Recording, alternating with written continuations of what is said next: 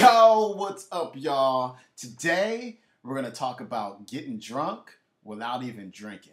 Now, if there's one question that I ask every single prospective client, it's how's your brain?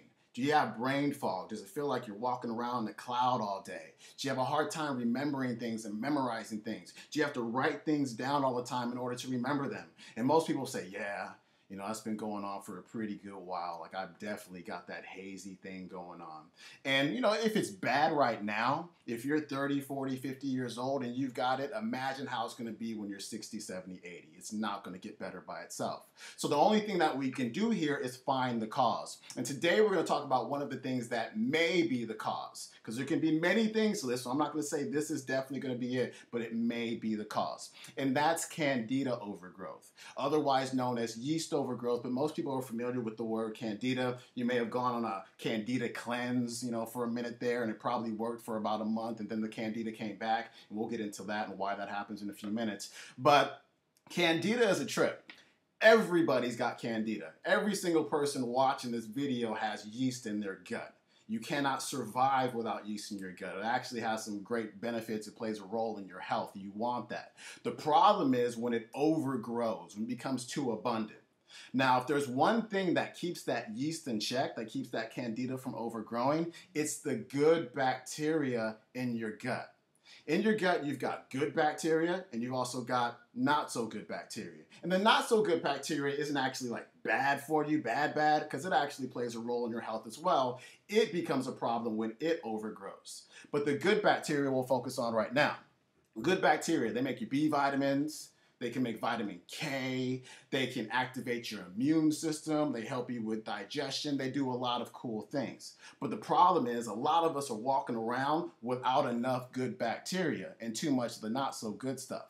Why? Because we've been on and off of antibiotics all of our lives. Because we've been using NSAIDs or painkillers. Because women have been on the pill for 10, 20 years and whatnot, and that's going to imbalance the gut flora. We've got bad diets, we've got lots of processed foods and sugars in our diet, which are going to feed the not so good bacteria and make them bad. So there's many reasons why that balance of good to bad bacteria can get imbalanced. Once it becomes imbalanced, the yeast are just like, well, the good bacteria is there to keep me under control. They're not there anymore. The parents are out of town. Let's go ahead and throw ourselves a party.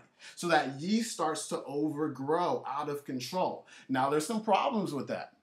Glucose is what your body runs on. It is your source of energy. So when you take in glucose, your body's going to convert that to lactic acid, water, as well as energy. But what Candida and yeast do is they rob you. They steal that glucose. And they put that glucose through a process called alcohol fermentation.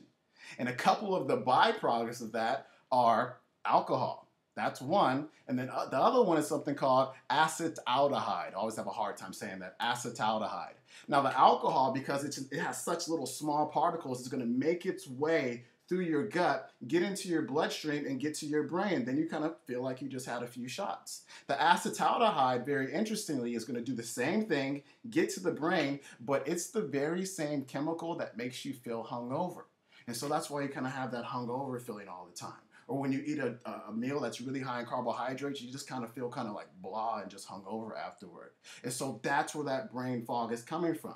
Now, the idea is not to just get rid of the Candida.